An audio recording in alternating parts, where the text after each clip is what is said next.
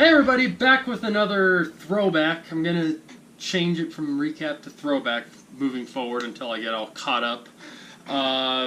In this one, this episode, I'm gonna be it's gonna be kind of shorter for the fishing part, mainly because from this day, there's not really a lot to talk about. It's just really early season fishing. Which we'll dive into that in a sec, but I'll probably at the end of it, after I do the kind of walk through for the day and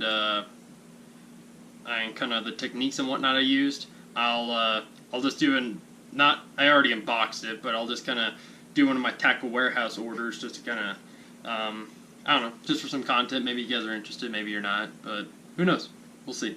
But yeah, let's just dive right in. So for the most part for this day, we were out at Lone Tree last year. I think it was last March. Yeah, I want to say it was last March. We were just trying to get some kind of bite, flipping and pitching. Try to do something kind of fun in the sense of not early season fishing, like fishing super slow and methodical, or trying to see if you can get some kind of reaction bite.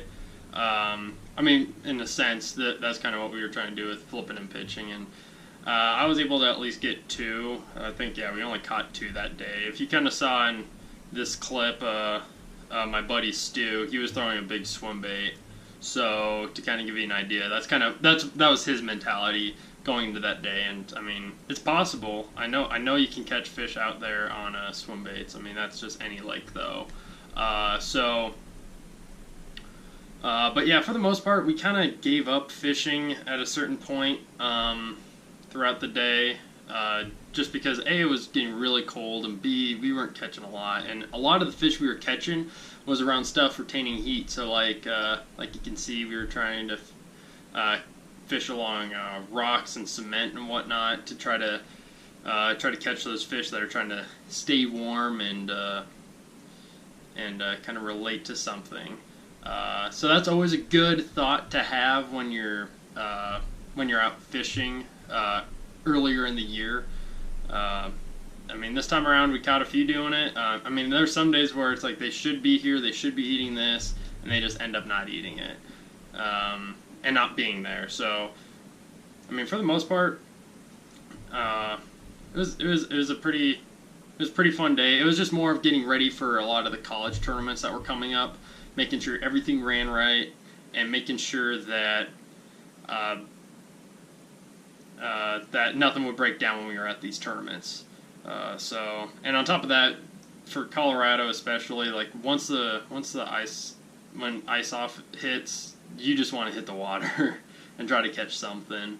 So yeah, we'll just dive right into kind of what we're using. So for the most part, like I mentioned, we were flipping and pitching. So I was just throwing a jig that whole time. I think he got a bite throwing the beaver.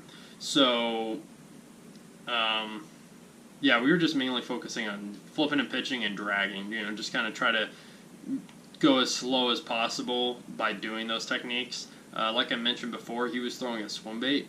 I mean, you can catch them, like you can see these Californian guys too, like you can catch swim bait fish all year long. It's just the patience and the determination to throw that thing, because you're not going to get bit every outing. You might even just get bit once, and like they could truck it, they can barely, tap it by like for a HUD just by like nipping at the tail or something, but like it's tough, but I mean it can pay off. Like especially him, my buddy Stu. He's caught a lot of big fish on the swim bait in Colorado.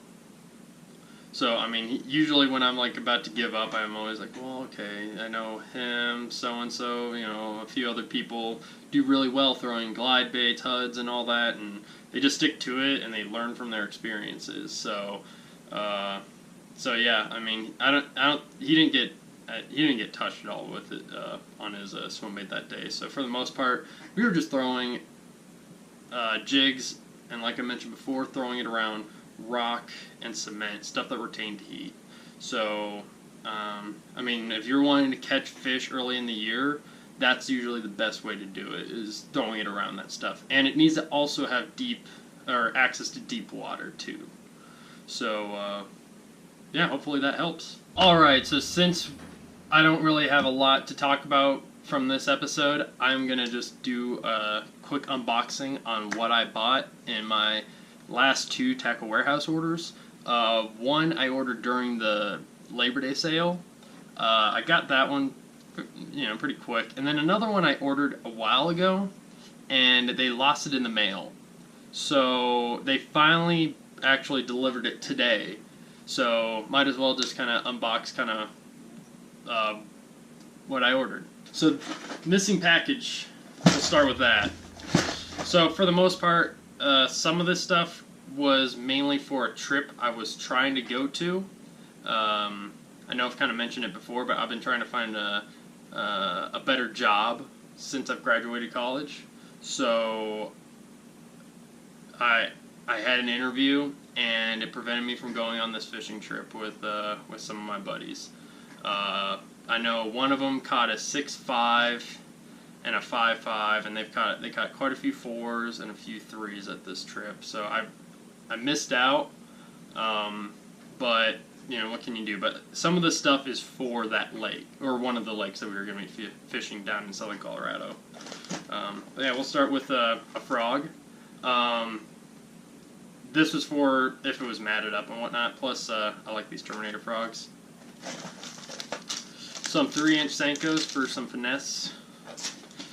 A punching weight, a tungsten punching weight. This was for that lake because punching works there.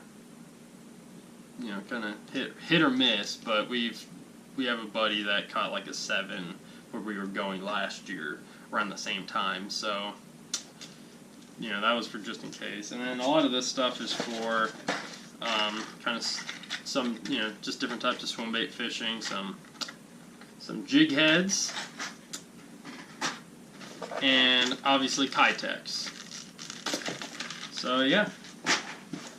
And then in the other one, got some Lucky Crafts here. I've always wanted to throw Sammys, just because I just know a lot of people say that they're great for walking baits and whatnot, and might as well, especially.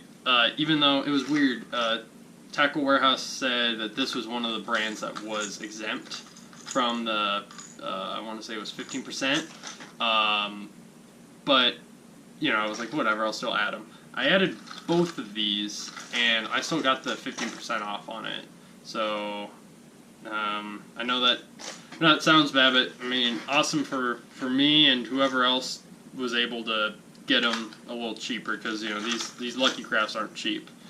Yeah, I got some more Kitex, and yeah.